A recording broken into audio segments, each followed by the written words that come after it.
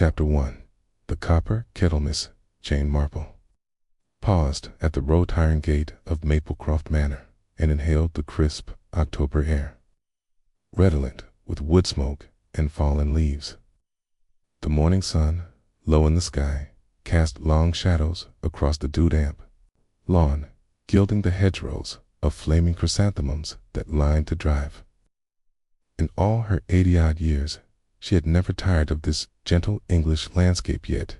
Today, a subtle disquiet tugged at her mind, as though the land itself were holding its breath. She adjusted her tortoiseshell spectacles and rapped lightly upon the oak door. Within moments, it swung open to reveal Harold Fitch, the gamekeeper, his broad face pale beneath a cap pulled low. "Miss Marple," he said, stepping aside to admit her with uncharacteristic haste. "I'm glad you've come. Upstairs, Mrs. Tilling needs you." Miss Marple's heart gave a small flutter. Eleanor Tilling, her vivacious friend and amateur actress, was rarely moved to distress. She crossed the threshold into the dimly lit hall, the scent of fresh biscuits and tea wafting down the corridor from the kitchen. Yet the air here was dank, chilled by a breeze that slipped through unseen cracks. She followed Mr. Fitch up a narrow staircase to the wing once used as the servants' quarters. There, at the head of a short hallway, stood Mrs. Tilling herself, her embroidered morning jacket stained with something dark and glistening. She leaned heavily on the banister, white-lipped and trembling. "Jane," she whispered, her voice as fragile as lace, "it's finished. He's done it." Miss Marple's keen gray eyes swept the corridor. On the polished oak sideboard lay a single object, a burnished copper kettle, its round belly dented, its spout glinting ominously. Rounded streaks of a rusty brown substance had stained the wood-dash blood. Eleanor collapsed into Miss Marple's arms. "I found him like this," she sobbed, "kinda rashed all over that wretched kettle.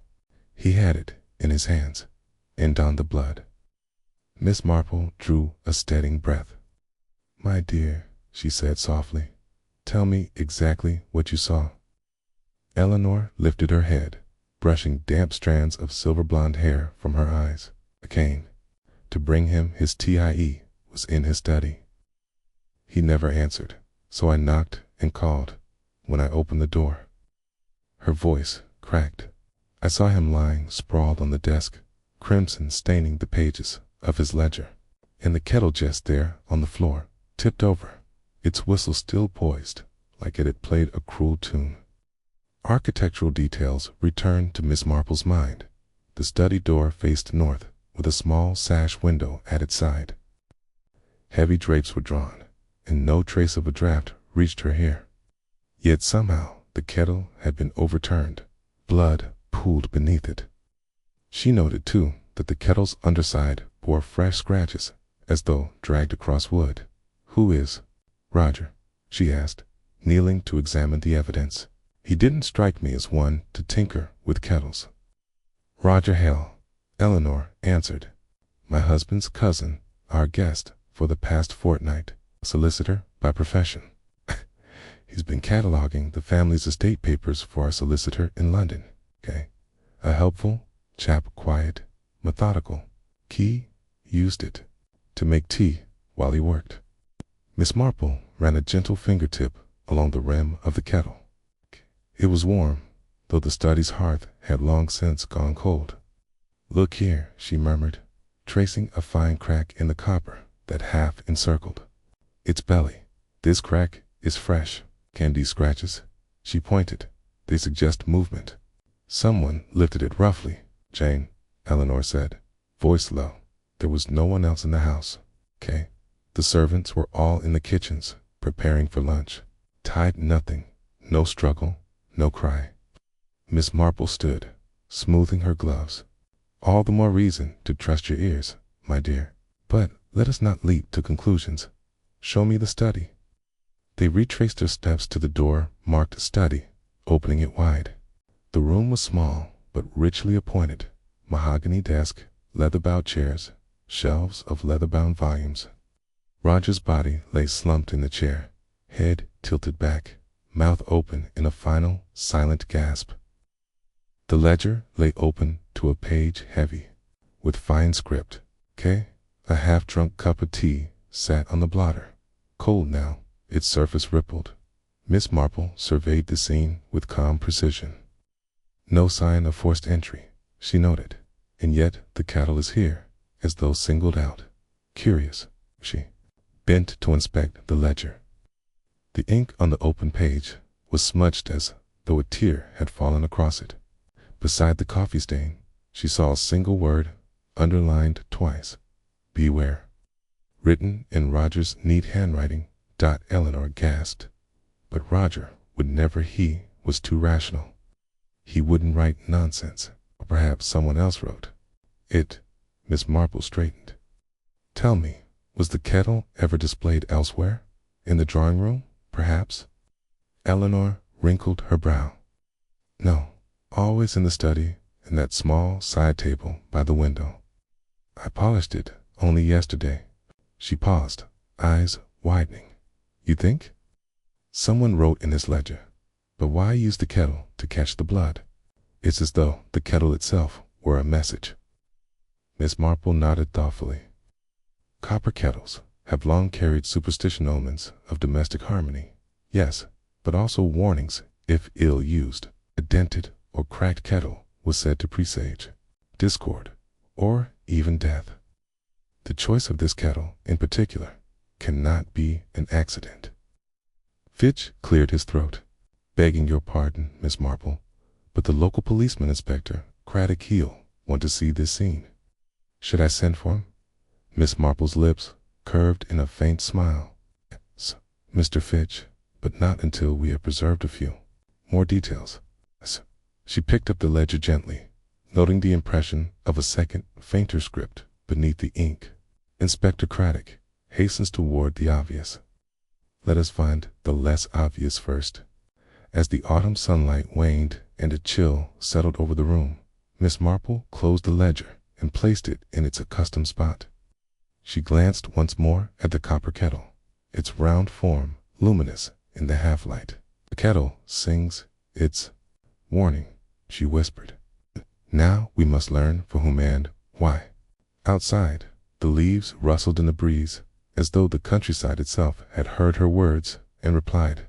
In that moment, Miss Marple felt the thrill of a new mystery unfurling before her, a riddle of blood and metal, of unwritten threats and ancient superstition, all waiting to be unraveled beneath the copper kettle's grim watch. Chapter 2. Echoes of the whistle. Miss Marple stood by the open study door, her gaze drifting from the overturned copper kettle to the pool of dark liquid, staining the polished oak floor. The wind rattled the sash window at her left, though its curtains hung motionless, as if someone had drawn them tight against an unseen draft. In the hush that followed Eleanor's sobs and Harold Fitch's nervous clearing of his throat, the only sound was the faint whistle, almost imperceptible love-lingering steam escaping from the kettle's spout. Miss Marple's lips curved in a knowing smile. Listen, she whispered. The kettle still speaks. Eleanor shivered. But Jane, the whistle. I thought I imagined it. She hastily pressed a hand to her ear, as though to catch the final notes of that spectral tune. Can tea still be hot after hours? Miss Marple's eyes twinkled. Skid, if it was more than mere water boiling inside. She crouched again beside the kettle, gingerly lifting it by its handle. You see, my dear, copper retains heat remarkably well, especially when its surface is cracked and its belly dented. This crack, she pointed to the hairline fissure, would trap pockets of steam, releasing them in cautious hisses. Long after the fire has died, she lowered the kettle, nodding to herself. And yet, someone has contrived that effect deliberately. The warmth here is too focused, too fresh. Eleanor pressed her handkerchief to her lips. But why? Why stage a scene so macabre? And why use that kettle of all things? Miss Marple rose and turned her attention to the ledger gleaming on the desk. That, Eleanor, is what we must discover. But first, allow me to examine the guests and household staff. Roger's demise was orchestrated. The culprit walks among us. She swept one glance toward the heavy drapes, then to the portrait of the late Lady Mapleson that hung above the fireplace. The lady's powdered hair and cold stare seemed to judge the gathering below. I suggest we begin by retracing Roger's final hours.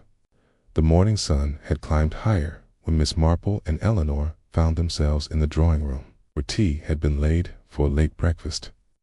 The table was set with delicate china, cups bearing the family crest, sugar tongs glinting in the lamplight, and, in place of the usual sterling silver teapot, the very same copper kettle from the study, polished to gleaming perfection.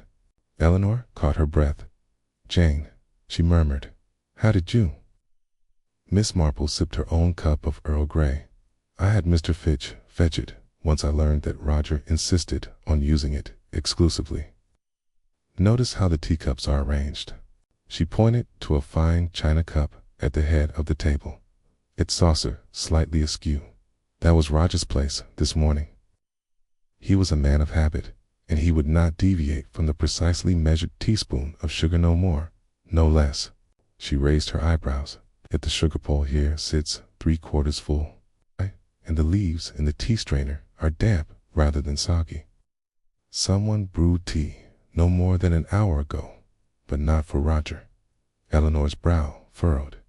"Not for Roger. Then for whom?" Miss Marple set down her cup and rose. "For our murderer." She crossed to the sunlit bay window. Beyond it, the garden paths wound through beds of chrysanthemums and dahlias, their petals glinting like embers in the late morning sun. Roger's cousin paid careful attention to his routines, but the killer needed his kettle and his predictable movements to stage the scene, to draw attention away from themselves. "Okay," Eleanor sank onto the chaise longue. "But who among us is capable of such theatrical cruelty? The servants adore Roger. My husband's butler, Mr. Blackwood, has served this family for 20 years without a blemish." She sighed, and Mrs. Cartwright, the cook, would sooner weep at the sight of a shriveled tomato than plot murder. Marple inclined her head. "Affection is no guarantee of innocence. Sometimes the nearest friend harbors the sharpest blade." She allowed a brief silence for her words to settle. "We must speak to the members of this household, one by one. Shall begin with Mrs. Cartwright in the kitchen. Eleanor, would you kindly fetch Inspector Craddock? He may have little in the way of imagination, but he can secure this house and keep any would-be interlopers from slipping in or out." As Eleanor hurried away, Miss Marple slipped from the drawing room and down the wide corridor toward the servants' wing. The tapestry-lined walls muffled her footsteps until she reached the heavy door marked kitchen. Window, she saw Mrs. Cartwright supervising a steaming kettle on the range. Mrs. Cartwright looked up, startled. "Good heavens, Miss Marple, I didn't hear you come in." She wiped her flour-dusted hands on her apron. "Is it true about Mr. Hale?" Miss Marple nodded gently. "I'm afraid so, my dear. May I ask what you were doing at the time Roger met his end?" Mrs. Cartwright's eyes filled with tears. "Preparing lunch, of course. I had just set a pot of pea soup on the stove, and I was testing it for seasoning. Marjorie, our scullery maid, was polishing the copper here. She did say something about the big kettle needing a thorough clean." She paused, brow creasing. "Marjorie did complain of a chill, poor thing. Said she'd been down the village to collect milk and got caught in a sudden rain." Miss Marple's mind raced. "And did she leave the kitchen at any point?" Mrs. Cartwright thought. "Well, yes, she went up to the study to fetch a fresh kettle, since Mr. Hale uses the old copper one all the time. But she came back almost at once. Her face was white as a sheet. She dropped the kettle and ran back here without a word." "That is most interesting," Miss Marple said softly. "Thank you, Mrs. Cartwright. Would you show me where the maid polishes the kettles?" The cook led her to a low workbench where several copper pans were arrayed. One pan, in particular, bore a heavy scratch and a dark smudge at its rim, the same hue as the stain on the study floor. Miss Marple raised a finger. "This has been wiped clean, but the mark remains, a smear of blood was transferred here before cleaning." Someone wanted to obscure the kettle's origin. Mrs. Cartwright gasped. "Good heavens.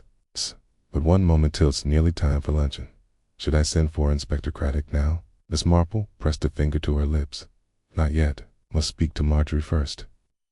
Marjorie, the scullery maid, stood huddled near the back door, hugging her thin shoulders against an unseen chill. Her eyes were wide, her fingers twisting the edge of her apron. "Marjorie," Miss Marple began kindly, "I understand you retrieved the kettle from the study this morning." Marjorie nodded, voice quavering. "Yes, ma'am. Mr. Hale told me to fetch the copper kettle. He needed water. But when I reached the study, the door was ajar, and I saw Mr. Hale slumped in his chair, and the kettle tipped over on the floor. I dropped the kettle in fright and ran away." Miss Marple folded her hands. "Of course you were frightened, and you ran straight into the cook's kitchen, leaving the kettle there afterward." Marjorie swallowed hard. "I thought to tell Mrs. Cartwright, but I couldn't speak. Then Inspector Craddock arrived, and I was too upset." Miss Marple nodded. "Understandable. Did you notice anyone else near the study earlier that morning? Any unusual comings or goings?" Marjorie blinked. "Well, there was Mrs. Tilling herself. She passed by the door, humming, for she often hums when she's in a good mood. But she wouldn't come in when I called her name." Miss Marple's eyes softened. "Thank you, child. That's all I need for now." She rose, placing a comforting hand on the girl's shoulder. "You did bravely. I'll go back to the kitchen." As Marjorie scurried away, Miss Marple turned to retrace her steps when she noticed a faint, lingering aroma, Earl Grey, but with a heavy undertone of something metallic. She lifted the back of her glove to her nose and sniffed. Then she paused, a slow smile in her eyes. "Aha," she murmured. The whisper in the kettle's song was not steam alone, but bergamot, and something more. She glanced toward the hall, where Eleanor had disappeared to fetch Inspector Craddock. The pieces were beginning to align. The staged tea, the displaced kettle, the frightened maid, and the unseen hand that had orchestrated each step. Miss Marple placed a gloved hand over her heart. "This game," she whispered to the empty kitchen, "has only just begun." Chapter 3. Steam and Sigrist. Miss Marple returned to the drawing room just as Inspector Craddock arrived, his tall frame filling the doorway in a rumpled overcoat and bowler hat. He gave Miss Marple a deferential nod. She was, by now, something of an unofficial consultant in village mysteries, and then turned to Eleanor Tilling, who stood pale and composed beside the tea table. "Good morning, Mrs. Tilling," Craddock said, lifting his notebook. "I understand you discovered the body. Can you walk me through what happened, step by step?" Eleanor's hands trembled slightly as she clasped them before her. "I did, Inspector. I went to the study to bring Roger his morning tea. I knocked once, then twice, and when there was no answer, I opened the door and found him slumped in his chair, the kettle overturned, blood everywhere." Craddock frowned. "Was the kettle hot?" he asked Miss Marple. Miss Marple gave a small smile. "Still warm when I first touched it, though the hearth had long cooled." The steam hissed, faintly an after effect of trapped heat. Craddock blinked. Trapped heat. He made a note. "Very well. Than anyone else in the house." "I was the only person who could have entered," Eleanor said firmly. "The servants were all accounted for in the kitchen, and no one else. Answers to that part of the house." "Indeed," Craddock agreed, flipping a page. "I shall need to speak to Mrs. Cartwright and the staff," and Miss Marple I hope you'll stay close by. Your insights have proven invaluable. Miss Marple inclined her head. Of course, Inspector. I only ask that you allow me to observe and gently question before any conclusions are drawn. Craddock smiled wryly. I cannot refuse you that, madame. Once the formalities were concluded, Craddock had taken statements and begun sealing off the study. Miss Marple suggested a brief airing of the mind over a fresh cup of tea in the sunlight of the drawing room. Eleanor, still shaken but eager to cooperate, poured steaming liquid into delicate cups. The copper kettle gleamed on its stand, as though oblivious to its morning's grim role. Miss Marple accepted a cup. Thank you, my dear. Now, let us review what we know. She settled into an armchair, eyes alight. First, Roger Hale's body was discovered at approximately 9 o'clock.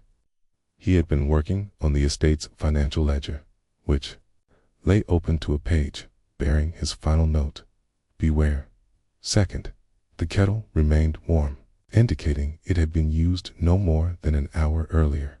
Third, the kettle's crack and scratches linked it firmly to the scene.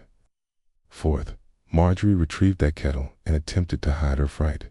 Eleanor nodded, pressing her lips together. Yes, but every detail seems to circle back to that kettle. Why would a murderer go to so much trouble? Why stage a tableau around a battered copper pot? Miss Marple sipped her tea. Because the kettle is a symbol both domestic and ominous. Copper is traditional in kitchen lore, but when cracked it warns of discord. The murderer needed that warning to speak loudly, even if no one else noticed the fracture. Eleanor frowned. But who among us appreciates such nuances? The gamekeeper, the cook. Miss Marple's gaze drifted to the window, where the hedges shivered in a sudden gust. Perhaps someone educated in lore, someone eager to misdirect. Have you any visitors or acquaintances here recently, dear? Eleanor shook her head. Only family solicitors, friends from the Dramatic Society. Roger himself invited no strangers. Miss Marple closed her eyes, recalling the study's layout and the garden paths beyond. We must widen our inquiry. The kettle traveled from the study to the kitchen to hide a crime. But what if that journey was less about concealment and more about contamination? Eleanor set her cup down. Contamination? Miss Marple stood. It's poison, my dear. The kettle's warmth could have browned a concoction. Bergamot in tea disguises certain tastes. I smelled something metallic alongside the tea's fragrance. That hint of bergamot lingers, but there was another undertone, herbaceous, bitter. Lana's eyes went wide. You think he was poisoned? Miss Marple nodded. The time frame supports it. Poison strong enough to kill within the hour, yet mild enough not to incapacitate the victim before he brewed a cup. He died at his desk, perhaps after sipping that tea, or even before, if the dose was delayed by temperature. Eleanor sank onto the chaise. Good heavens! But which poison? Miss Marple tapped her fingertips together. There are many household toxins: arsenic, aconite, digitalis. Each has a telltale progression. Arsenic causes vomiting, pain. Nothing in Roger's chair suggested struggle. Aconite strikes the heart swiftly. Digitalis slows the pulse gradually, causing weakness. Roger collapsed almost silently. I suspect aconite, potent cardiac toxin. Scenario in mind, Miss Marple moved to the sideboard where refreshments remained undisturbed. She lifted a small dish of sugar cubes and sniffed. That sugar remains dry. The tea strainer's leaves wet, but not oversoaked. Whoever brewed this tea knew exactly how to balance extraction. The sugar may have been laced too, though I find no residue here. Eleanor stared at her. Jane, you must tell the inspector. Miss Marple paused. Shall, but first, I must speak privately with Butler Blackwood and with Mrs. Tillings. Husband, Lord Tilling. Each holds different motivations. You did not tell me of any disputes between Roger and the household. Eleanor shook her head, brows knit. None that I know of. Roger was courteous, reserved, sometimes distant, but never quarrelsome.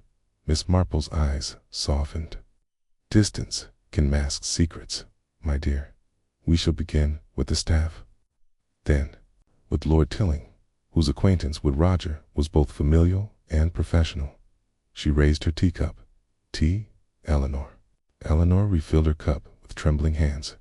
Together, they drank in silence, listening as the garden's rustle outside reminded them that life continued even as they plotted murder investigations indoors. Butler Blackwood received Miss Marple and Inspector Craddock in the grand entrance hall. His posture was impeccable, though his pallor betrayed inner disquiet. Mr. Blackwood, Craddock began, could you detail Mr. Hale's interactions with the household this morning? Blackwood's voice was smooth. Sir, Mr. Hale spent most of his morning in the study, emerging briefly for refreshments. He spoke kindly to the staff and requested that Miss Marple be summoned should he fail to respond to Mrs. Tilling's knock. That was at 9 o'clock. Miss Marple inclined her head. Thank you. And the kettle, he requested, did he ask? For water only, or tea already brewed? Blackwood hesitated. He asked simply for water, Miss Marple. Then, before I could attend to him, Mrs. Tilling found him. Miss Marple arched an eyebrow. Water, you say? Yet the tea strainer bore fresh leaves. Did someone brew tea after delivering water? Blackwood's eyes flicked to Craddock, who frowned. I do not know, madame. Perhaps the cook or scullery maid took the kettle and brewed tea. Miss Marple looked to the staircase. A short climb for the maid, but she ran once she saw the body. I cannot fault her fear. To Blackwood, she said quietly, you were, I understand, in attendance upon Lady May Plasson's portrait earlier. Did you observe anything unusual in the visitor or servant passing through the corridor? Blackwood met her gaze evenly. I maintain a polite watch, Miss Marple, but nothing untoward crossed my notice. Miss Marple's heart fluttered with anticipation. No one had yet stumbled upon the vital clue. Very well, Mr. Blackwood. Thank you. As she and Craddock withdrew, Miss Marple read the butler's stillness as a mask perhaps hiding more than grief. Outside the hall, she placed a gentle hand on Craddock's arm. Inspector, she whispered, I believe someone staged the Kettle's journey through the house. Not to conceal, but to contaminate. We must test the tea. Quaddock's eyes lit. But of course, I will send for a chemist. Miss Marple smiled. And then we shall watch who breathed that bergamot-laced steam with trembling eagerness. She framed her words with soft certainty. For the killer, Inspector, always reveals themselves in steam and in haste. Together, they moved back into the drawing room where Eleanor awaited with pale composure. Miss Marple felt the threads of her tapestry weaving together, the kettle's crack, the frightened maid, the suspiciously dry sugar, the butler's calm. Now, with a steely resolve, she prepared to draw the noose of evidence tight in to unmask the hand that dared to kill with whispering steam tapped her. For the whisper in the pages Miss Marple sat poised in the drawing room, the late afternoon sunlight, drifting through the lace curtains and casting a soft glow on the polished mahogany surface of the tea table. Beside her lay the battered copper kettle, polished now to a deceptive gleam, and a small phial of liquid Inspector Craddock's preliminary chemical extract of the tea residue. In the hush, she appeared the picture of cultivated calm, though her mind whirred with conjecture. Inspector Craddock entered, carrying a grim expression. Madam, the chemist's report confirms traces of aconitine extracted from monkshood root, he announced. It's one of the deadliest plant-based poisons, fast-acting on the heart, odorless, tasteless. A single drop is enough. He laid the phial before Miss Marple. He says the dosage here would kill within 30 to 40 minutes long, enough for someone to brew tea and depart undetected. Miss Marple studied the phial, her keen gaze flicking to the kettle. So our murderer relied on that interval, she murmured. Roger Drancourt was administered a dose, then brewed his demise into his own kettle. Ingenious and cruel. She looked to Eleanor, who sat white-faced on the chaise longue. "My dear, you said Roger insisted on making his own tea. Believed the Catalan you to be safe?" Eleanor swallowed. "Yes, Jane. He trusted that cattle more than any other mug." She brushed a loose strand of hair behind her ear.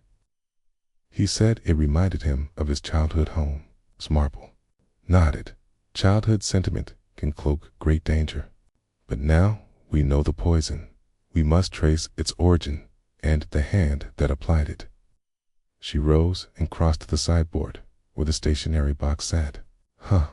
From its drawer she withdrew the ledger on which Roger had written "Beware" and flipped to the previous pages. "I must review his notes, particularly any mention of acquaintances or travels."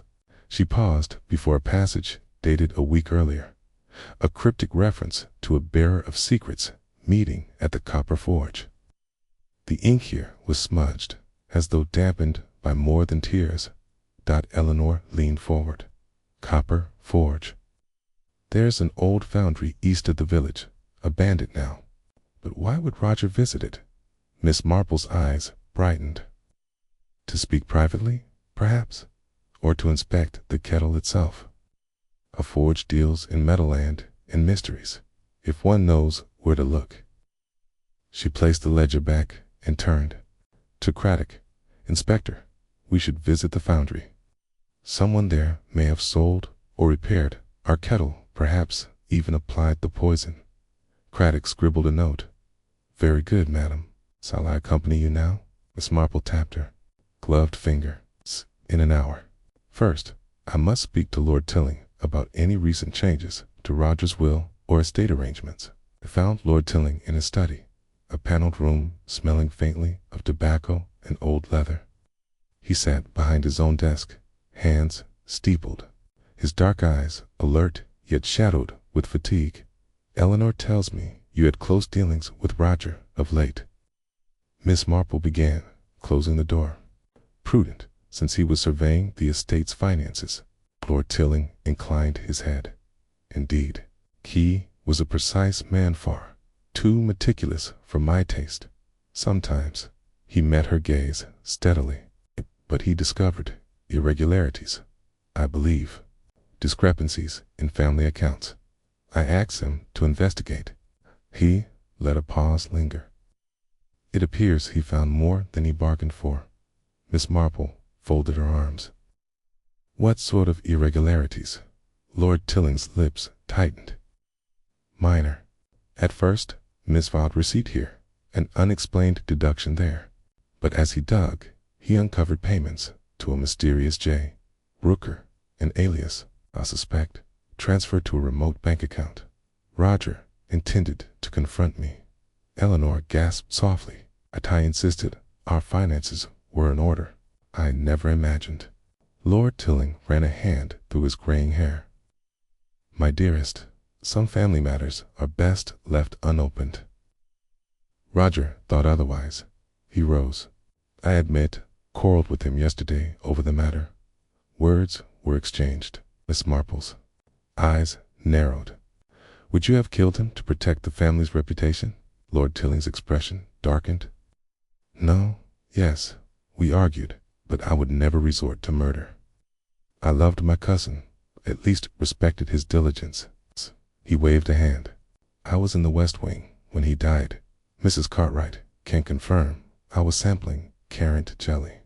Miss Marple nodded. "We shall verify your alibi. But tell me, did Roger mention anyone else? Any confidant he might have enlisted?" He hesitated. "Only Marjorie, sometimes." He found her attentive or quiet diligence appealed to him. He confided in her about discovering the alias. Miss Marple exchanged a glance with Craddock. "Then Marjorie, too, may have overheard details. We must speak with her again gently." Lord Tilling sighed. "I trust your judgment, Miss Marple." Back in the servants' quarters, Marjorie sat stitching a tattered apron in the dim glow of a kerosene lamp. She looked up at Miss Marple's soft knock, her eyes rimmed with red. "Marjorie, Miss Marple said quietly, taking the girl's hand. "I have a question about Jane Rooker. Roger's notes mentioned that name. Did you ever hear him speak?" Marjorie's hand stilled. "Yes, ma'am.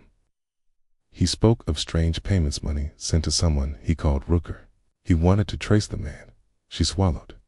"He asked me to help find records in the village archives." Miss Marple sat beside her. "And did you help?" Marjorie nodded, tears welling. "I did, but the archives are kept by Mr. Fletcher at the parish office. He told me Rooker was a local solicitor, long gone. But no one in the village knew him." She bit her lip. Roger seemed worried.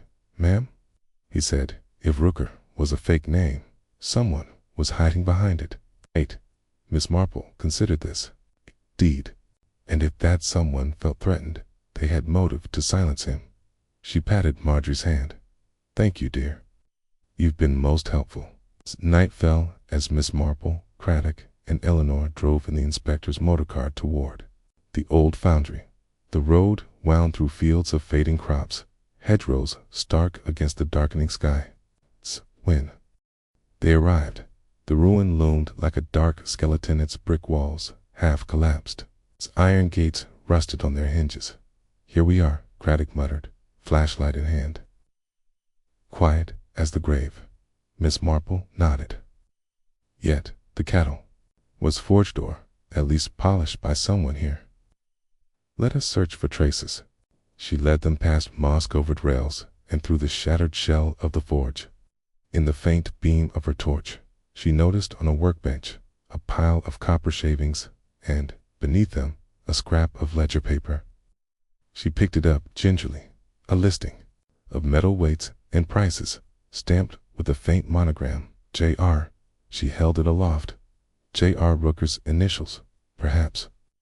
"This paper suggests someone named Rooker, using that alias, hired this forged service." She handed it to Craddock. "See whether the inscription matches any pattern you've encountered." Craddock examined it. "Tell monogram matches the initials Roger wrote, but so do the weights. These copper ingots would yield kettles like ours." Miss Marple picked through the shavings until she found a small, twisted fragment of wire, copper-plated, but bearing flecks of black soot. She sniffed it. Coal ash, typical of a forge fire. And yet these shavings show new cuts, as though someone recently worked here. Eleanor placed a hand on Miss Marple's arm. "Kane, who could be working here at night?" Miss Marple looked up at the broken rafters. "Someone determined to remain unseen. But the forge is close to the line a passerby would have spotted. Light, if any lantern glowed." She frowned. "Therefore, our suspect came by day, concealed their work, then returned later to dispose of evidence." She closed her hand around the wire. "And that is our link. This fragment may carry the killer's missing smudges." Craddock snapped on gloves. "We shall bag it for the chemist." Miss Marple nodded, stepping into the open. The torchlight swung across a triangular patch of moonlit ground where she saw footprints half filled with rainwater. She knelt to study them. Small shoes, narrow soles likely women's. "And see here," she pointed. "The left heel is worn at an odd angle." Eleanor gasped. "Marjorie's shoes," she complained. "One heel was loose." Miss Marple rose.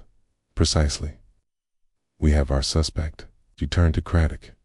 "Lord Tilling and Butler Blackwood maintain plausible alibis, but this girl, frightened and naive, may have been coerced, or perhaps she acted alone, protecting someone." She held the wire fragment aloft. "Come, Inspector, let us return and confront Marjorie." The drive back to Maplecroft Manor seemed to stretch interminably, the night pressing in through the car's windows. Craddock lit a cigarette, and Eleanor sat huddled with a shawl. Miss Marple gazed ahead, the wire fragment secured in a small envelope in her hand.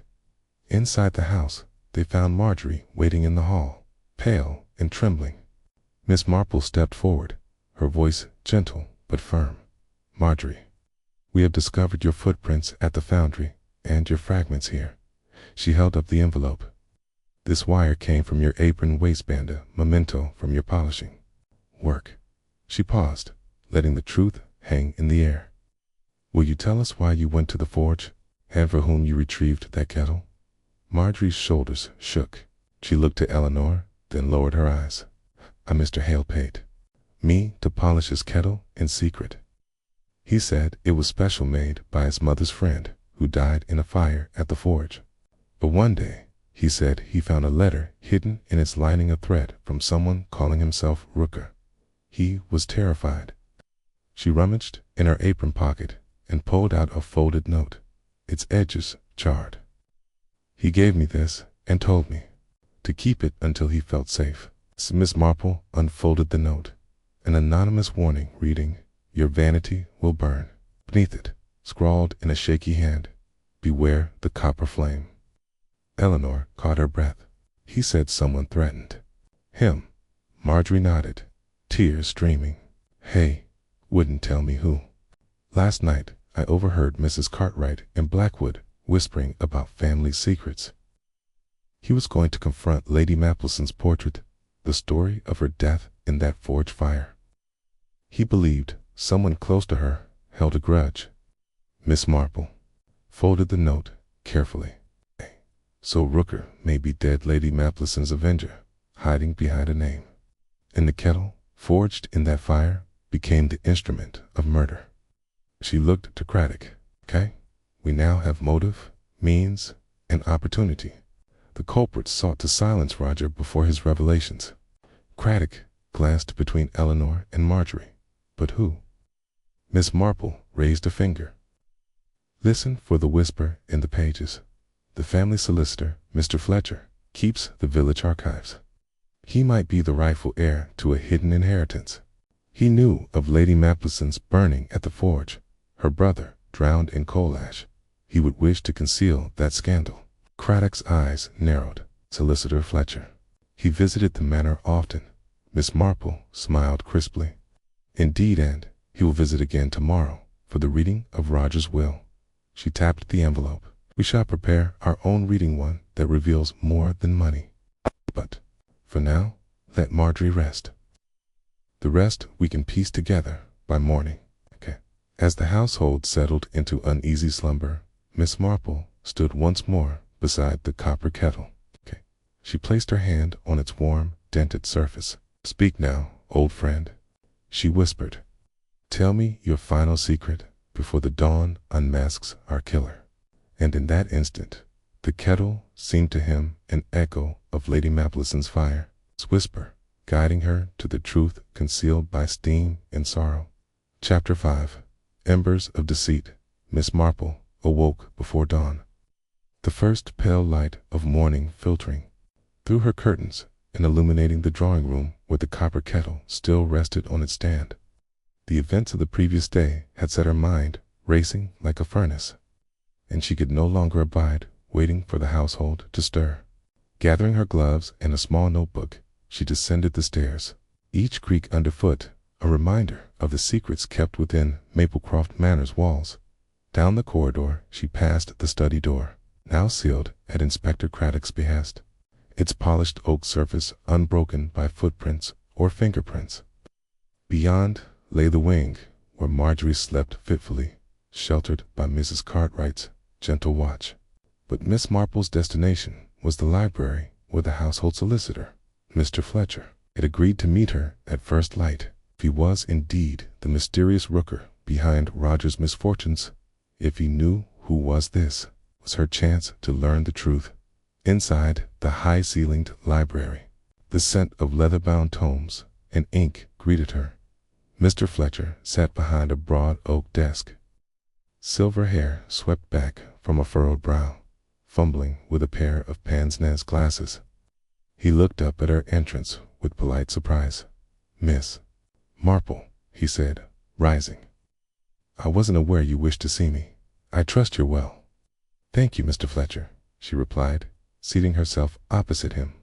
I come seeking answers about Roger Hale's final days and the payments made to someone named J. Rooker. Your name appears in his ledger alongside that alias. Would you care to explain that connection? Mr. Fletcher's gaze flicked to a ledger resting open on his desk.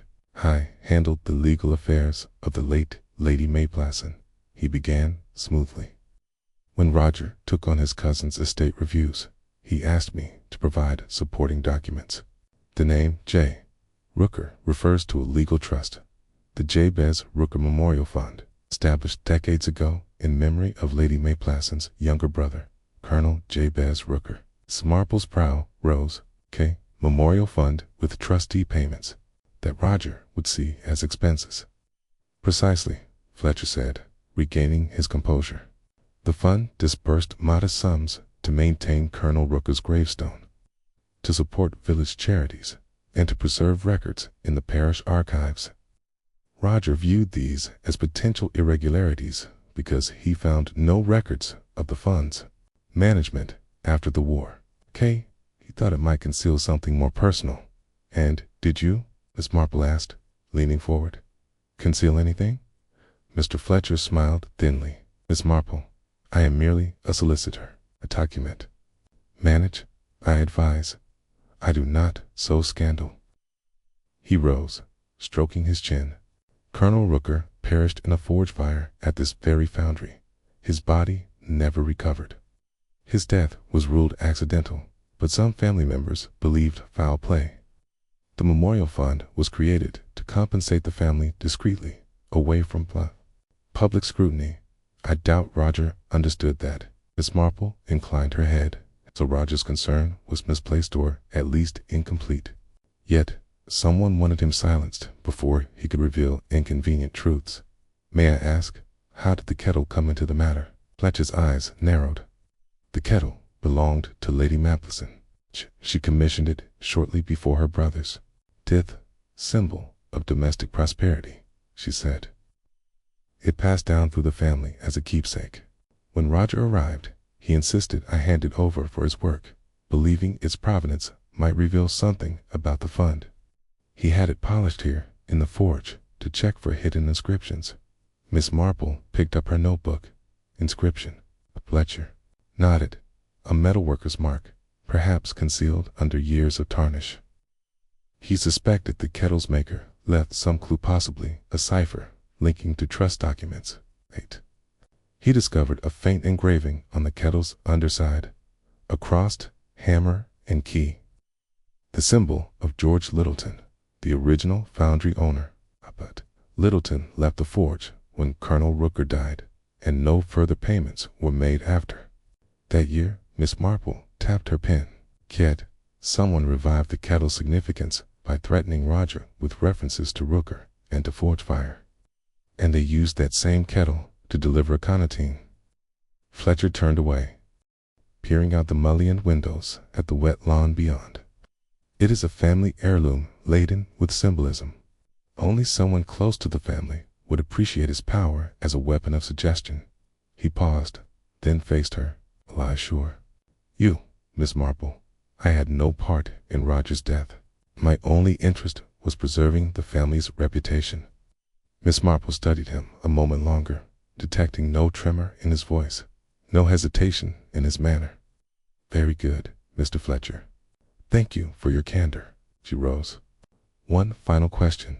Did you notice anyone acting strangely when you were summoned yesterday, perhaps, when the study was sealed? Fletcher blinked. Now that you mention it, when the seal was broken this morning, I saw Lord Tilling slipping quietly from the corridor. He claimed to be fetching carriages, but his manner was hasty. Miss Marple offered a small smile. I appreciate that. I shall investigate further. She bowed slightly and departed, leaving Fletcher alone with his ledger. Once outside, Miss Marple drew a deep breath of the damp morning air. Fletcher's explanations had clarified the kettle's provenance, but had not narrowed her suspect. The memorial fund, the cipher, the sketchy village thread, wove into the tapestry of intrigue. Yet the killer remained hidden. Her next call was Lord Tilling, who had requested a private word after breakfast. She made her way to his study, where he stood gazing at a portrait of his late mother, pale in its gilded frame. Lord Tilling, she said, stepping inside. Mr. Fletcher confirms that Roger's inquiries into the Rooker Fund were misguided. Yet you and Roger argued heatedly over estate matters. What exactly unsettled you most? He turned. His face was drawn. Roger accused me of diverting family funds to cover debts that I admit I acquired in risky ventures. He ran a hand through his hair, but I did so to sustain our estates. I would rather have admitted my folly to Roger than to anyone else. I never expected him to blackmail me. Blackmail? Marple's eyes sharpened. After our argument, Lord Tilling continued.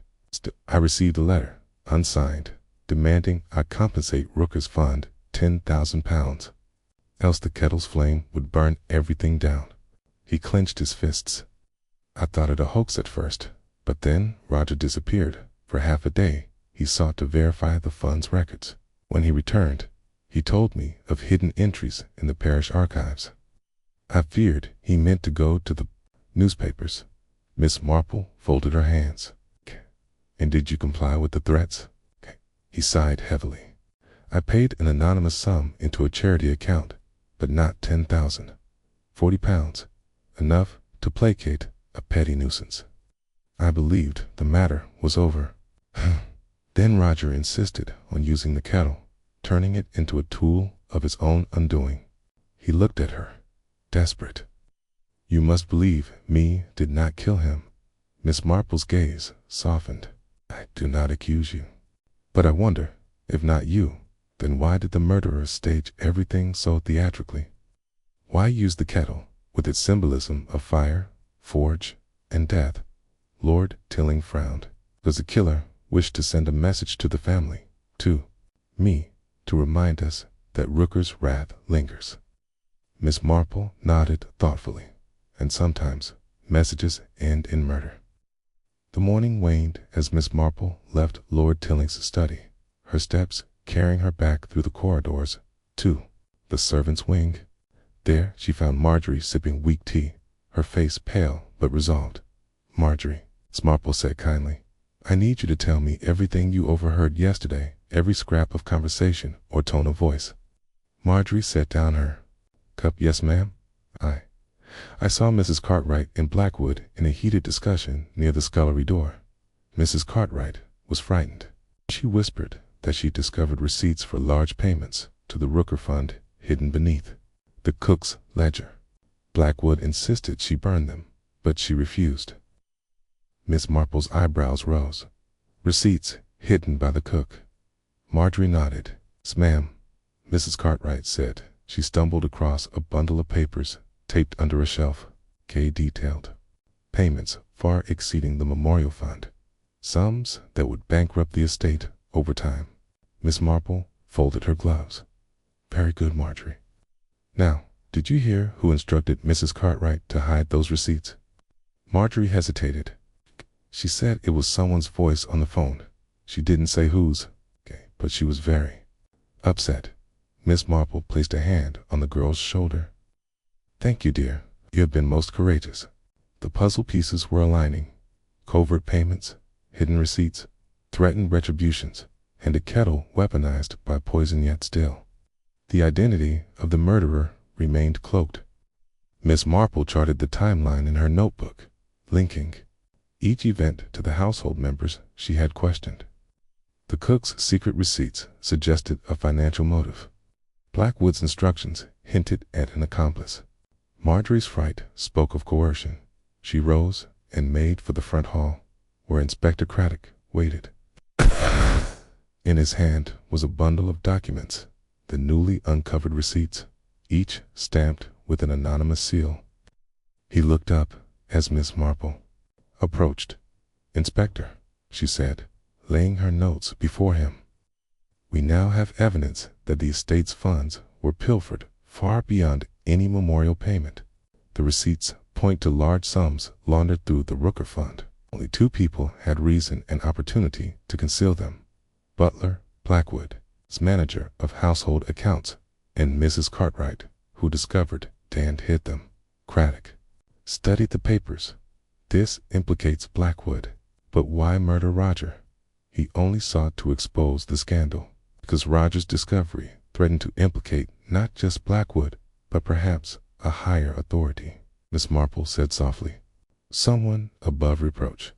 Someone who felt the need to leverage the kettle's symbolism to frighten the family and then to deliver a final, deadly warning. Craddock nodded. Then our next step is to question Blackwood and perhaps to set a trap. Miss Marple's eyes glinted. Precisely. And I have just the plan.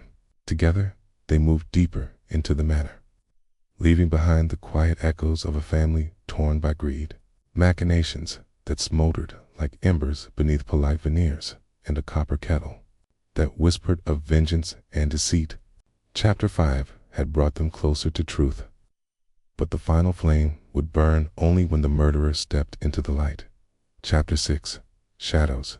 Cast by candlelight, the late afternoon sunlight had faded into a dim amber when Miss Marple and Inspector Craddock reconvened in the drawing room, its windows shuttered against any inquisitive onlooker.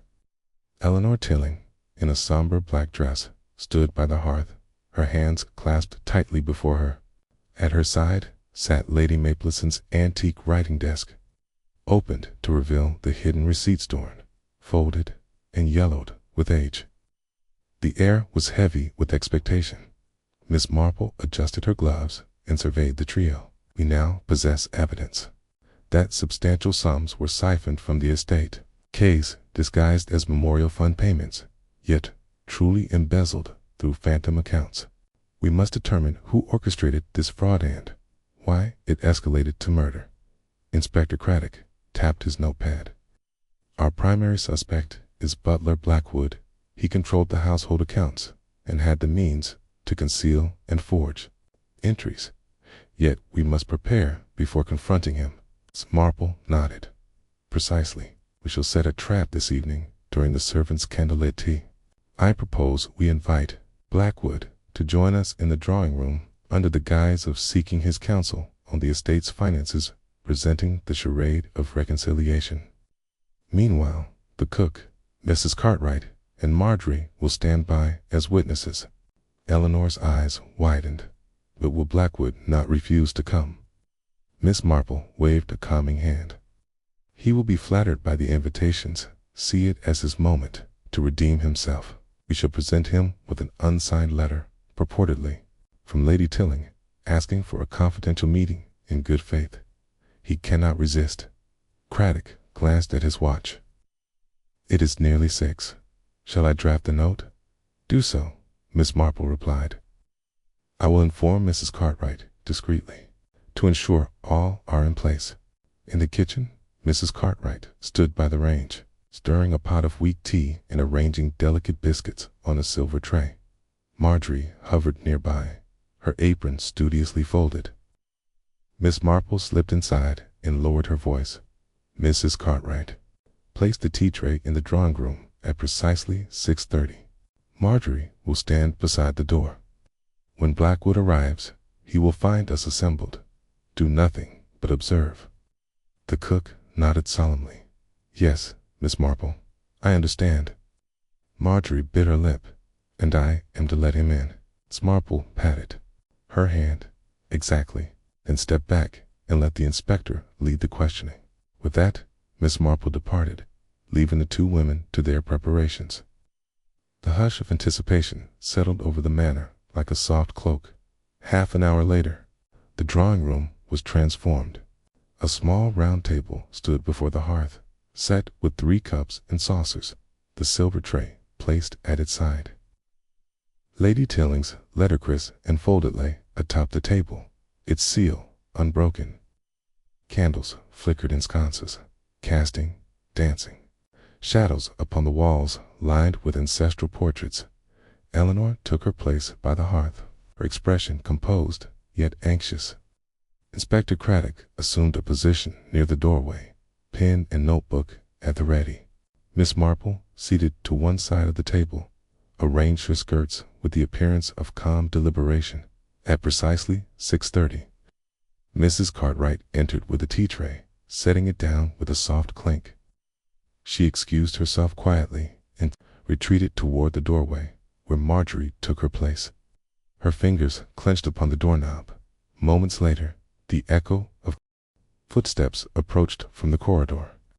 Blackwood emerged, polished and impeccable in his butler's uniform, his manner courteous but guarded. He paused at the threshold as Marjorie silently beckoned him inside. "Good evening, Miss Marple," he said, inclining his head. "My lady's note said you wished to see me." "Indeed," Miss Marple replied, smiling with gentle gravity. "Thank you for coming so promptly. Please, be seated." Blackwood settled into a chair opposite her, his expression attentive. Inspector Craddock stepped forward. "Thank you for joining us, Mr. Blackwood. We have some matters to discuss regarding the estate accounts." Blackwood nodded. "Of course, Inspector. I am at your disposal." Miss Marple indicated the ledger receipts on the desk we uncovered. "These hidden beneath a shelf in the scullery. They record payments to the Rooker Fund far exceeding any legitimate maintenance contributions. Would you care to explain?" Blackwood's composure held. "Madam, I maintained the household's financial records with the utmost accuracy. Those receipts, astonishing though they appear, must be a misunderstanding. It's at your discretion," Miss Marple said softly. "But then, consider this." She poured tea from the copper kettle into her own cup, the spout hissing faintly. "This tea was brewed mere moments ago, under your charge. Inspector Craddock and I tested its properties. It contains traces of aconitine." Blackwood's posture flickered. "Aconitine. Poison. Kind." Miss Marple leaned forward. "Yes, Roger Hale was murdered with it. The eutectic nature of aconitine allows it to remain potent when diluted in tea.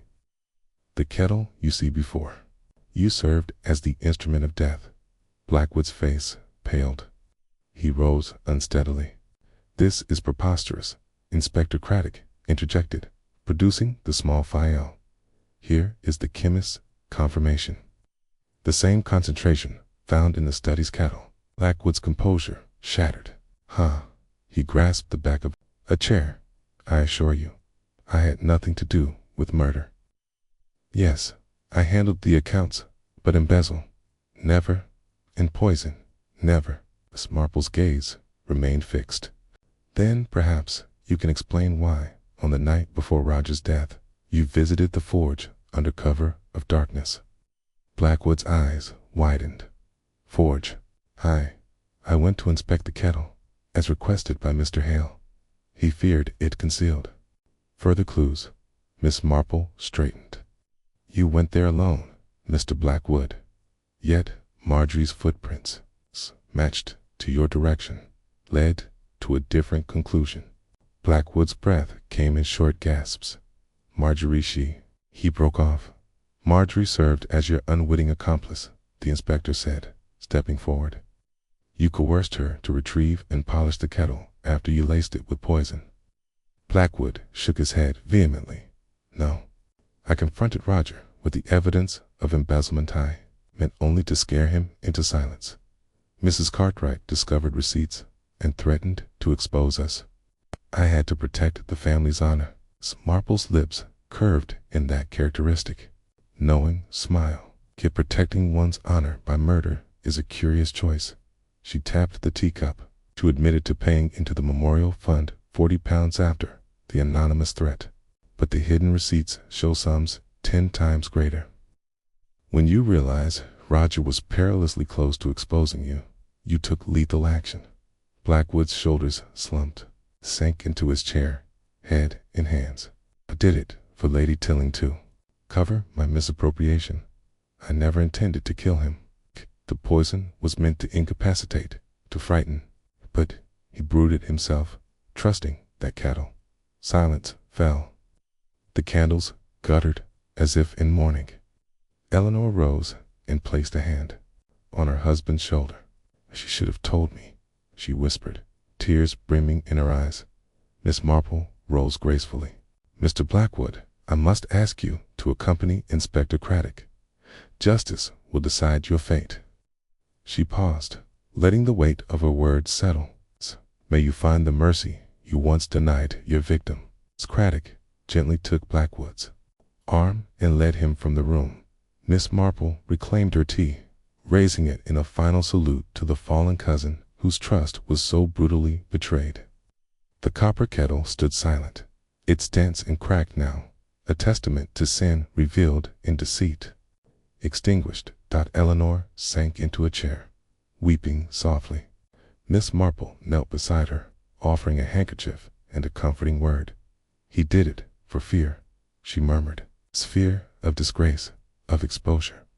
But in Rooker's shadow, he forgot that a lie, like poison, can fester until it destroys everything it touches.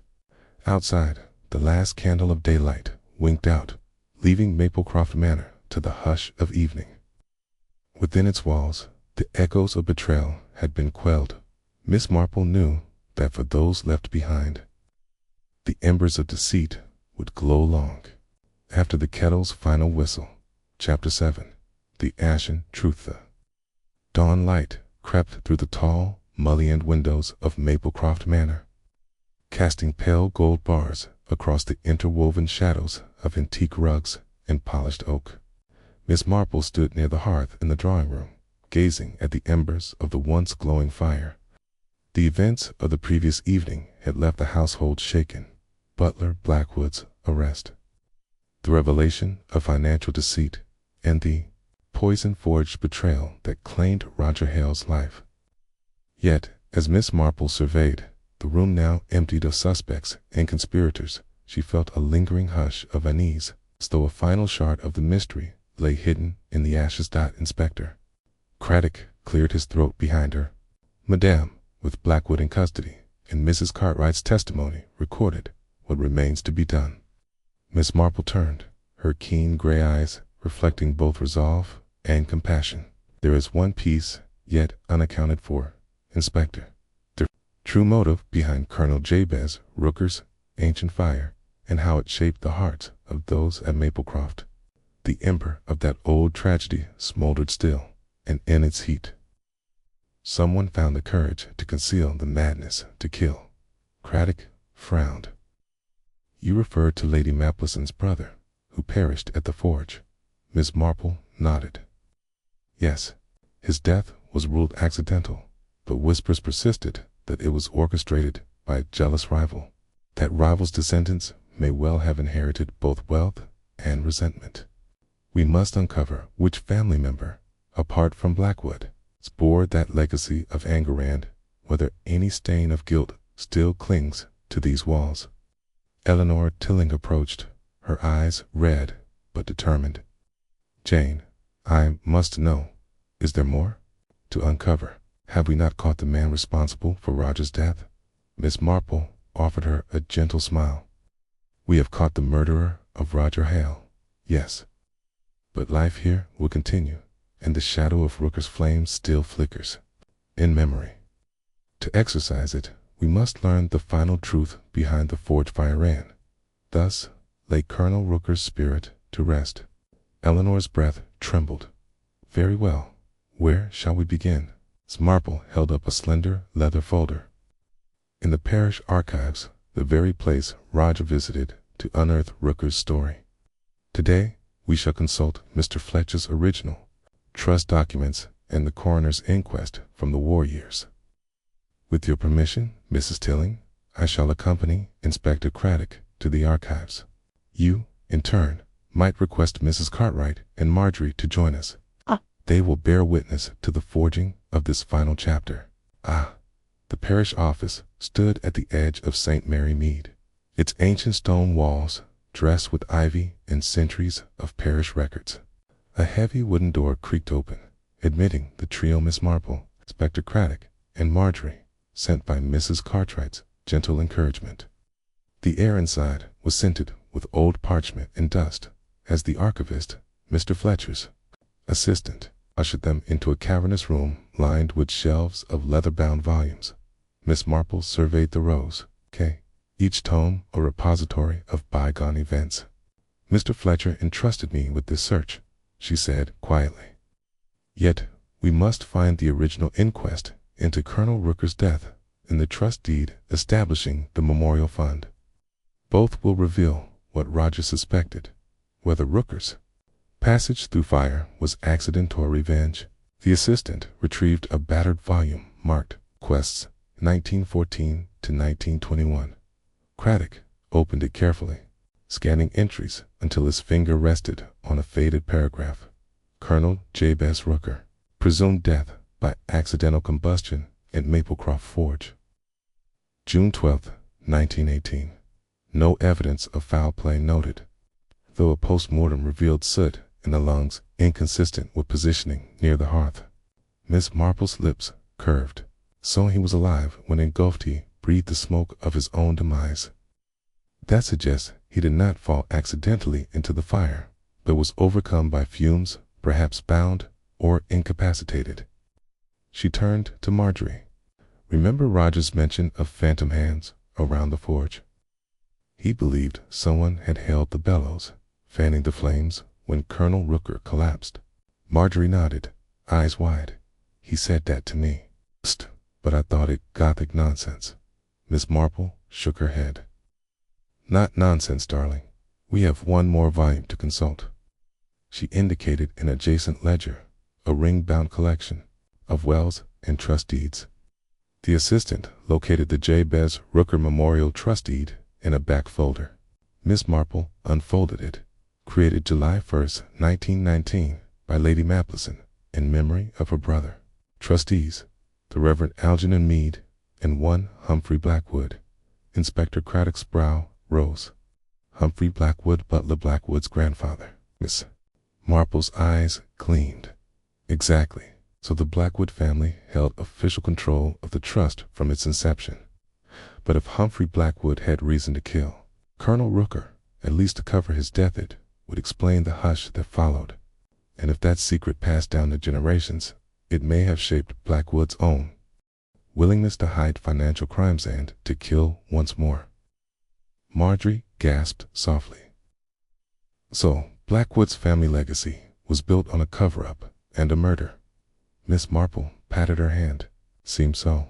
Let's see what additional instructions the trust deed contains. She read on.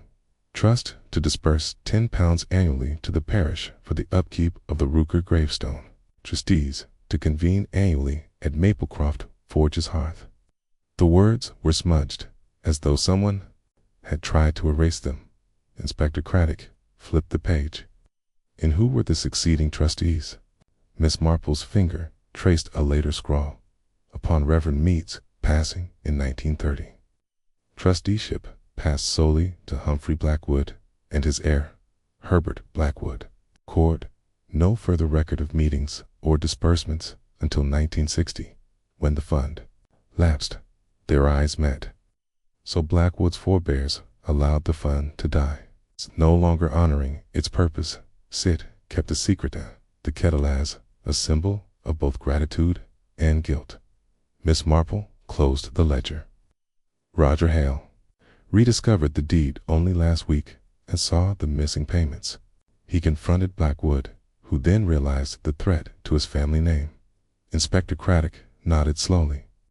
That is the motive for concealment, a stolen legacy, guilt buried beneath the ashes of the forge. And when Roger dug further into the Kettle's maker's mark, the ledger's Elias Blackwood snapped. Not just to hide theft, but to prevent exposure of ancestral crime. Miss Marple smiled with quiet satisfaction. Thus, the ash, both literal and metaphorical, reveals the truth. Colonel Rooker's fire was no accident, but murder by suffocation. And Blackwood, fearful of a second expose, applied the same. Cruelty through poison. Marjorie's voice trembled. And it took all that to bring him to justice. Miss Marple nodded. Indeed, dear. Now, we must report our findings to Inspector Craddock for his official record, and then inform Mrs. Tilling and the household. Back at Maplecroft Manor, the drawing-room hearth was rekindled with fresh logs. Miss Marple, Craddock, and Eleanor assembled the household. Mrs. Cartwright, Marjorie, Lord Tilling, and a few trusted staff members. Miss Marple produced the trust deed and the inquest report. My friends, she began gently, we have uncovered truths that span generations, secrets of a family torch long extinguished, of a man suffocated in the flames, of a trust neglected, and of a kettle used first as heirloom, then as weapon. Roger Hale sought to restore honor to Colonel Rooker's memory. He paid with his life. She handed the inquest report to Inspector Craddock. In summoning this evidence, we revealed that Humphrey Blackwood, aided by his descendants, concealed murder and stole from the Rooker Fund. The latest descendant, your own house steward, Butler Blackwood, continued that legacy and committed murder anew to keep the secret buried. A hush fell over the room as the household absorbed the revelation. Tears glistened in Eleanor's eyes as she touched the copper kettle. Poor Roger. He fought for justice and for memory. Miss Marple laid a comforting hand on her shoulder. His courage has, at last, given Colonel Rooker the dignity of truth.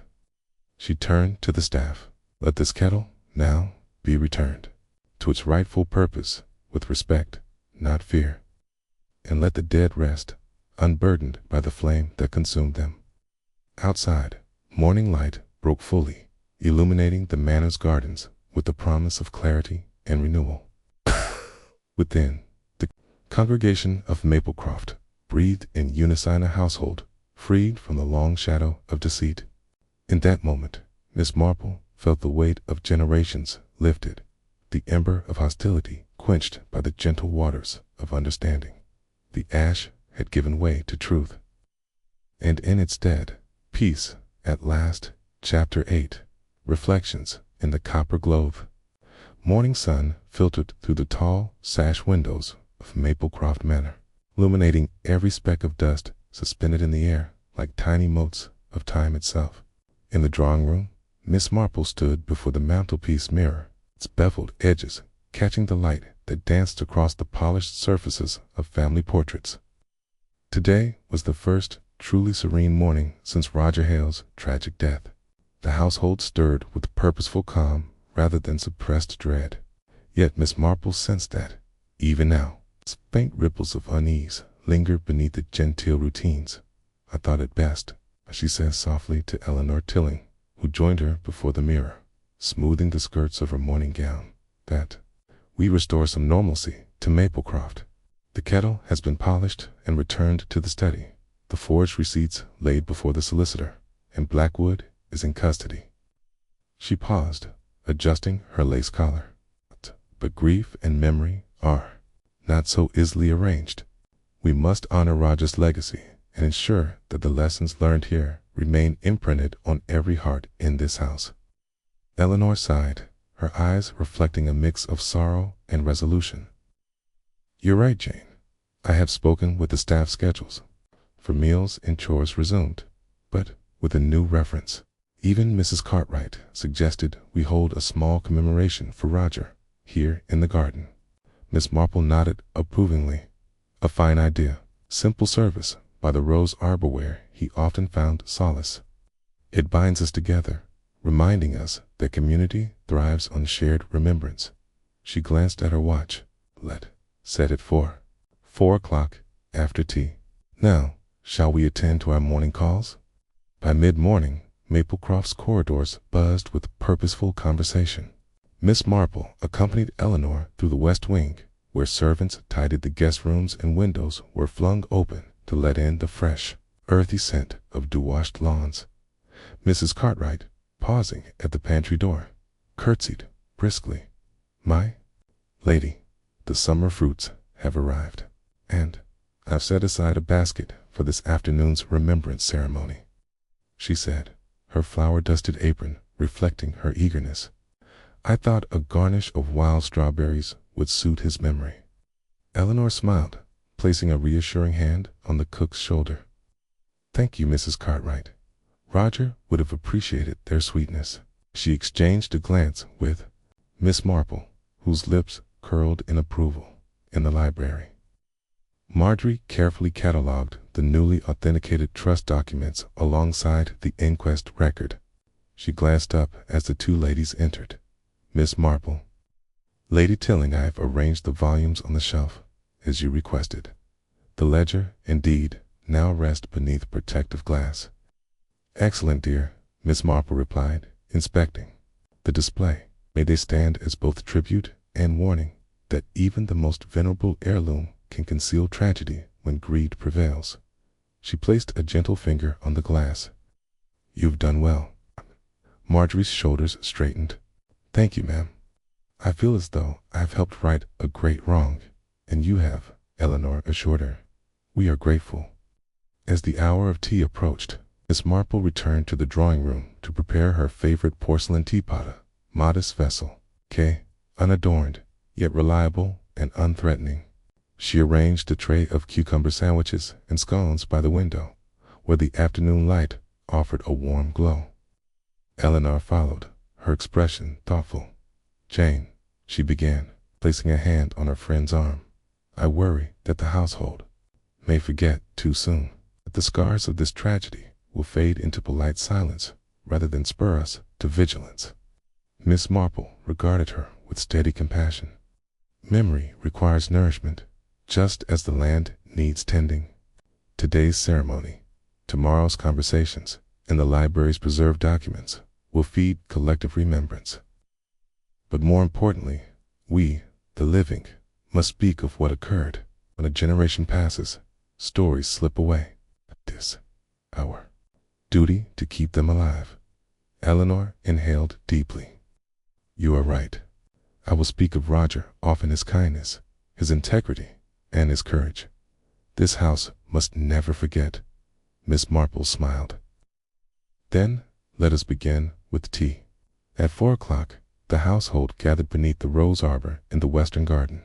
A soft breeze carried the fragrance of newly opened blooms and the distant calls of blackbirds from the orchard. Eleanor, flanked by Mrs. Cartwright and Marjorie, stood before a small plinth draped in white linen. Upon it rested a single wild berry basket and a framed photograph of Roger taken last summer, its bright smile reflecting the very spirit that had animated these grounds. Miss Marple stepped forward, her posture dignified yet gentle. She cleared her throat with a polite rustle of silk. "Friends, family, and servants of Maplecroft, we are gathered today to honor the memory of Roger Halkazin, guest and champion of truth." She glanced at each face before her. He uncovered a legacy of deception that spanned generations, and did so with unwavering integrity. She held up a hand. Let us speak the words he himself might have chosen. That justice, though sometimes delayed, must be pursued with steadfast heart. Eleanor produced a small volume, Roger's own copy of Justice, Holmes's writings, and read aloud an excerpt. "It is the glory of justice that it is impartial. It is its curse that it is delayed." Her voice quivered, but remained firm. When she finished, she placed the open book on the plinth and laid a single wild strawberry beside it. One by one, the household approached, Marjorie placing a handful of petals, Mrs. Cartwright gently scattering sugared stead scones, carrying a lantern in tribute to the kettle's final glow. As each token was offered, a silence fell solemn, respectful, and unbroken until the last petal drifted to the grass. Amid the ceremony, Miss Marple caught sight of the copper kettle gleaming faintly on a nearby table, filled now with cut rosebuds instead of boiling water. Its dent had been lovingly repaired, but the crack remained visible, a subtle reminder of fragility and resilience intertwined. When the final offering had been made, Miss Marple raised her voice once more. "Let's vow that Maplecroft will remain a place of honor, where secrets are not buried in shadows, but brought into the light, where every whistle of steam, every glint of copper, reminds us of our shared duty to truth." A murmur of assent rippled through the gathering. The wind carried the words upward, as though the spirits of the Rooker archive and of Roger himself listened in silent approval. That evening, as the household retired to their rooms, Miss Marple and Eleanor lingered by the harpsichord in the drawing room. Eleanor ran her fingers over the ivory keys, playing a soft chord that resonated in the quiet. "You have done it, Jane," she whispered, closing her eyes. You have brought peace to Maplecroft. Miss Marple rested a hand atop Eleanor's. Peace is a journey, not a destination. Tonight, we rest. Tomorrow, life continues. But the ember of remembrance will burn here, always guided by kindness, vigilance, and the gentle courage of those who speak the truth. Eleanor turned to her friend, gratitude shining in her eyes. Thank you, Miss Marple, for everything. Miss Marple inclined her head, her eyes reflecting the lamplight's glow. It has been my privilege, my dear. Now, let us allow the kettle's final whistle to rest and dream of a dawn untainted by shadows as the last notes of conversation faded into the hush of the manor. The gleaming copper kettle, filled not with poison, but with memory, stood, silent witness to a community reborn in light. Its crack a testament to the truth that, once revealed, binds us all. Chapter 9. Whispers beneath the floorboards. A hush of early morning lingered, like a soft mist in the corridors of Maplecroft Manor. Sunlight had not yet pierced the tall windows, and the household moved with quiet purpose. Servants in the kitchens stoked the fires. The scullery rang with a clink of china. And in her private sitting room, Miss Marple savored a brief moment of peace with a cup of warm tea. The events of the past week, Roger Hale's murder, Blackwood's arrest, the revelation of Colonel Rooker's forged death, and the commemoration in the Rose Arbor had drawn the household closer. But they had also stirred questions that refused to rest. Miss Marple laid down her cup and rose. A thought had surfaced during last night's vigil by the harpsichord. Often, the heart of a mystery hides not in grand gestures, but in the smallest, most overlooked details. And if there remained any loose truth in this affair, she would find it beneath a loose floorboard, in the very room where it all began. Roger's study. With her gloves in hand and a determined glint in her eye, she set off down the corridor. The portrait of Lady Mapleson stared down at her with inscrutable calm, as if urging her on. Passing the library, she nodded to Marjorie, who was shelving books she had returned to their proper places. "Good morning, dear," Miss Marple said, softly. "I believe I shall need your assistance momentarily." Marjorie looked up, eager despite her fatigue. "Yes, Miss Marple. In Roger's study, I believe one of the floorboards conceals a final message," Miss Marple explained. "Will you join me there, please?" Moments later, the two women stood in the doorway of the study. It was precisely as they had left it, the desk still bearing the brass blotter, the chair empty and silent. Miss Marple switched on a small lantern and let its beam drift across the oak floor. "Roger did everything with care, Marjorie," she murmured. "If he left a last note, he would not have hidden it in plain sight." Marjorie followed her gaze to the long rectangular boards that framed the room. "There is one loose," she said after a moment, pointing to the board nearest the window. The edge was slightly raised, a hair's breadth above its neighbor. Miss Marple smiled.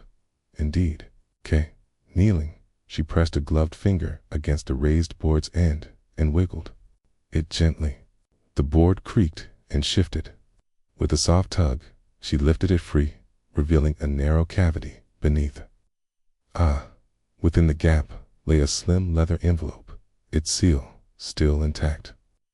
Miss Marple lifted it carefully and handed it to Marjorie. "Roger intended this for posterity. He would have left his name." She broke the seal and withdrew a folded sheet of fine parchment. Marjorie watched with wide eyes as Miss Marple unfolded the letter. The handwriting was Roger's, and neat, deliberate, the ink slightly smudged at one corner. Miss Marple read silently, then raised her eyes to Marjorie. "He writes." Miss Marple said softly that the kettle's crack was more than a symbol, it was an omen. It's discovered, beneath the kettle's handle, a hidden inscription. "In ashes truth endures." He believed that phrase pointed to the forge's altar, where Lady Mapleson had commissioned the kettle. He intended to return there at first light to look for an accompanying artifact. Marjorie gasped. "He wrote that he found something, another object, perhaps a key or a token." Miss Marple nodded. He mentioned a small copper medallion, engraved with Colonel Rooker's cipher. He believed that medallion would confirm the trust's rightful ownership and clear his conscience before making his report. She refolded the parchment carefully. He concealed it here in the floor, intending to retrieve it, but fate intervened. Marjorie pressed the letter to her chest. Then the medallion remains hidden. Miss Marple rose. Yes, if we find it, we'll provide tangible proof that Colonel Rooker's legacy belongs not to the Blackwood lineage, but to the community he intended to support. Come, let us search. They repaired to the forge's ruins, where dawn's pale light revealed the charred walls and scattered bricks like ancient bones. Rain the night before had pooled in the depressions, and the air smelled faintly of wet earth and moss. Miss Marple carried her lantern as Marjorie held an umbrella overhead. The forge hearth, Miss Marple murmured, stepping inside the shell. Roger believed that the kettle, but more importantly, the kettle's counterpart, lay concealed among the embers. She knelt by the hearth's broken brick floor, shining her lantern across damp ashes and crumbled mortar. He would have found a hollow beneath these bricks, as she pried aside a fragment of brick with a slender trowel she carried. Beneath, she discovered another cavity. Here, Marjorie gasped. Please, be careful. Miss Marple reached in and drew out a small object wrapped in oilskin, a circular copper medallion. Its surface etched with a crossed hammer and key, the same mark that Roger had noted down the cipher letters, Junior, entwined in filigree around the edge. Beneath the cipher was inscribed, in tiny script, to those who remember. Miss Marple held it aloft, letting its copper surface gleam in the lantern's glow. So this is the key to the fund and to the truth. She handed it to Marjorie. Keep this safe, my dear. We must present it to Inspector Craddock and to the parish council. Marjorie nodded, cradling the medallion gingerly. I will, Miss Marple. Miss Marple rose and surveyed the forge. And now we must return, before the household stirs. The kettle's counterpart has been found, and with it, closure at last. She tucked the medallion safely into her pocket and lantern held high. Led Marjorie back toward the manor. In the great hall, the household assembled for mid-morning coffee. Inspector Craddock, freshly arrived, greeted Miss Marple with a raised eyebrow. I hear you have news, he said, taking off his hat. Miss Marple held out the oilskin bundle. Roger Hale left a final clue. This medallion from beneath the forge's hearth. He believed it would validate the memorial fund's purpose and designate rightful trustees. Craddock unwrapped the bundle and examined the medallion. His eyes softened. This is extraordinary. It proves that Colonel Rooker's intentions were genuine, that the fund was meant for the parish, not private coffers. He looked up at Miss Marple. You've done it again, madame. Miss Marple merely smiled. Roger valued truth in every form, written words, engraved metal, and even crack and dent. Without his courage, this would have remained hidden. She turned to the assembled staff. Eleanor, Marjorie, Mrs. Cartwright, Lord Tilling. With this, we ensure that Colonel Rooker's legacy is restored. How shall we proceed, Inspector? Craddock pinched his brows. We shall present it to the parish council, arrange for the medallion and receipts to be displayed in the church vestry, and officially re-establish the fund. And, of course, ensure that the Blackwood estate relinquishes any prior claim. Eleanor stepped forward, her voice firm yet gentle. I will write to the council today, and I will dedicate a memorial tea each year, served in that copper kettle to honor both Roger and Colonel Rooker. Miss Marple touched her arm, a fitting tribute. She glanced at Marjorie, whose eyes glistened. I, and you, dear, will be the custodian of the medallion. Let it remind future generations of the power of remembrance. Marjorie straightened, pride shining on her face. I will not forget. Later that afternoon, as sunlight streamed through leaded windows, Miss Marple returned to her private sitting room.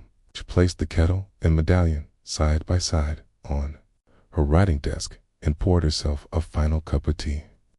The crack in the kettle, repaired yet visible, gleamed to whisper its own story, that even broken things can serve noble ends. She pressed her fingertips to the medallion's cooled surface. Ashes may hide truth, but truth endures, she murmured, recalling Roger's own words. At that moment, the kettle's little whistle, no longer of steam or poison, but of gentle warmth, sounded in her mind. It was the promise of continuity, of memory honored rather than buried. Miss Marple raised her cup in a solitary toast. To Roger Hale, she whispered, to the quiet courage of those who listen to the whispers beneath the floorboards. Outside, a blackbird sang its clear, insistent note, and in the heart of Maplecroft Manor, the ripple of justice settled into lasting calm. Chapter 10. The Last Whistle. Morning sun rose pale and steady over Maplecroft Manor, gilding its windows with promises of peace. The dew-damp lawn glistened like scattered jewels, and the late summer roses bowed under the weight of their own blossoms. On this final morning of the mystery that had convulsed the household for a fortnight, the manor exhaled a quiet contentment. In the drawing-room, Miss Jane Marple sat by the hearth, hands folded neatly in her lap, a small smile playing at the corners of her lips. Today, she reflected, would be a day of farewells, of gentle transitions from grief to hope, from secrecy to shared memory. Eleanor Tilling entered, carrying a silver tray with the commemorative tea service, the modest porcelain pot Miss Marple favored, alongside a slender glass carafe of freshly drawn cream and a dish of sugar cubes. "Jane," Eleanor said softly, smoothing her skirts, "it seems almost too calm after these past days." Miss Marple inclined her head. "Calm, my dear, is the reward of truth brought to light. Yet calm must be tended like a garden cleared of weeds. Today we honor what is past and look forward to what lies ahead."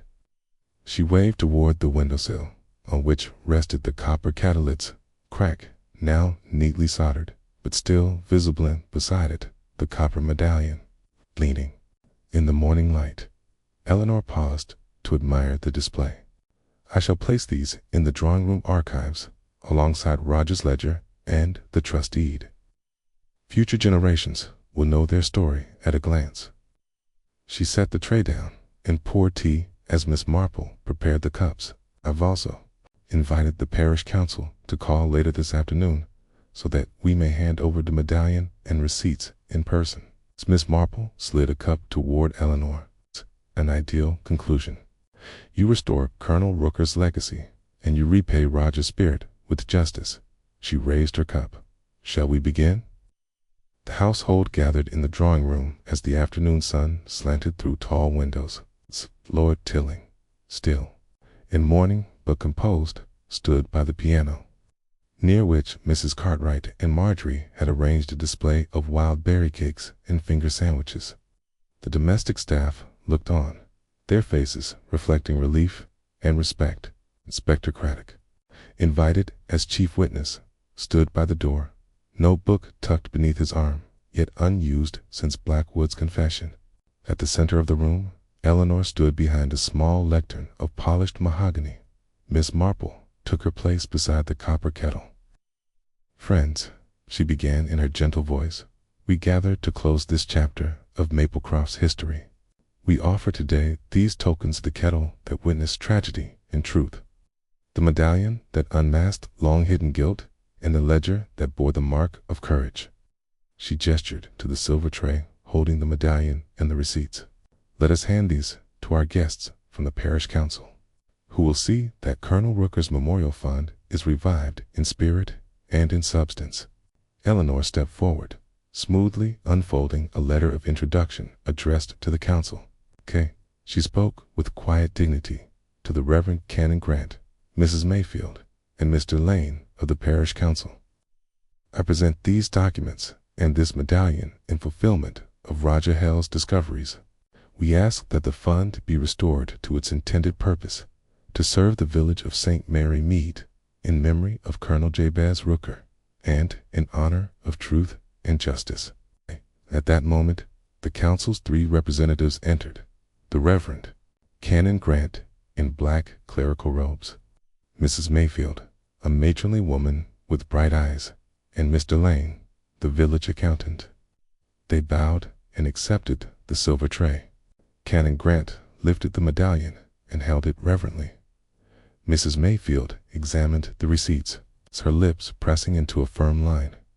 Mr. Lane produced a ledger of his own, in which he carefully recorded the acceptance of the medallion and the authorization to reactivate the trust. Eleanor turned to the assembled household. Let this be an example to us all, that misdeeds once exposed may be atoned for, and that trust, once broken, may yet be rebuilt. She paused, allowing the weight of her words to settle. May his memory and Colonel Rooker's guide us henceforth. The Reverend Canon Grant stepped forward. On behalf of the parish, I thank you for your transparency. We shall recommence the annual disbursements immediately. The first meeting of trustees will be held here at Maplecroft. Integrity restored, legacy righted. He smiled kindly at Marjorie, who held the medallion's protective box. And our dear Miss Marple, whose wisdom has proven indispensable, shall be our guest of honor at that meeting. A murmur of approval rippled through the room. Miss Marple gave a small bow. I am honored, but it was the courage of many that brought us here today. Of Mrs. Cartwright, who uncovered the receipts. Of Marjorie, whose steady hands revealed the medallion. Of Inspector Craddock, whose diligence ensured justice. And of Lady Tilling, who guided this household with dignity. After the council departed, the household paused for one final moment of reflection. The servants filed back to their duties, and the family gathered for tea around the long dining table. Mrs. Cartwright offered her special wild berry cakes, while Marjorie served tea with careful hands. Lord Tilling and Eleanor spoke quietly of the years ahead. Miss Marple sat at the head of the table, observing the scene with affectionate approval. Eleanor leaned toward her friend. I cannot imagine this house without you, Jane, but I know that your work here is done. Miss Marple sipped her tea. My dear, this manor thrives on Story's age portrait, a testament to lives lived. Today, we have added a chapter of redemption and remembrance. Now it is time for me to move on to seek the next mystery that may benefit from a curious mind and a compassionate heart. Lord Tilling raised his cup in a toast. To Miss Marple, who brought light to darkness and restored our faith in humanity. All around the table, cups rose in silent salute. Miss Marple bowed her head. Thank you. May Maplecroft remain ever vigilant, ever kind, and ever true to the gentle lessons it has learned. Later that evening, Miss Marple packed her modest trunk in the spare room that she had occupied during her visit. The copper kettle and the medallion had been returned to their rightful places in the drawing-room archives. Furniture had been straightened, curtains drawn to conceal the night outside, and the manor settled into hush. Marjorie knocked and entered, carrying a steaming teapot. Miss Marple, I thought you might like a final cup before you depart. Marple smiled, accepting the pot. Thank you, dear. You have been a most worthy apprentice in the art of detection. Marjorie blushed. I will never forget this experience. Miss Marple poured tea into a delicate cup. No, and you must share what you have learned, that integrity matters, that small deeds have great consequences, and that courage, sometimes, whispers beneath loose floorboards. She handed the cup to Marjorie. Drink, and know that you have played a crucial part in restoring truth. Marjorie drank, then set down her empty cup. I will remember. Miss Marple patted her hand. Now, my dear, you must rest. Tomorrow, life at Maplecroft will continue, but today we have fulfilled our highest duty. She lifted her own cup in farewell. 2 new beginnings. At dawn the next morning, Miss Marple stood at the manor gates, her little bag at her side. Eleanor and Lord Tilling stood on the drive, their faces serene. Marjorie and Mrs. Cartwright waited nearby, their expressions tender. Eleanor folded Miss Marple in a warm embrace. "Our home is forever changed for the better, thanks to you." Miss Marple patted her friend's shoulder. "Change is the natural order of things. Maplecroft has found balance once more because you chose to face truth, however painful." She turned to Lord Tilling, offering him a small leather keepsake, Roger's pocket watch, cleaned and set, its hands ticking forward. "Let this remind you of times skipped and of moments reclaimed from deceit." Lord Tilling accepted the watch with reverence. "I shall wear it always."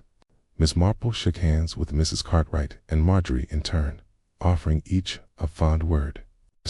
Then, with a final nod to the manor she had come to love, she lifted her little bag and set off down the lane. As she walked, the copper kettle's image gleamed in her memory its dent and crack transformed from instruments of tragedy into symbols of resilience. The whistle it once gave was now silent, but its echo lived on in every life she had touched behind her.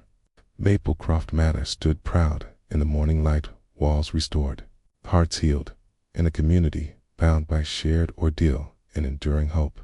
In the gentle hush of the English countryside, Miss Marple's footsteps faded, leaving behind the last whisper of a mystery resolved, and the first breath of a future unburdened by shadows.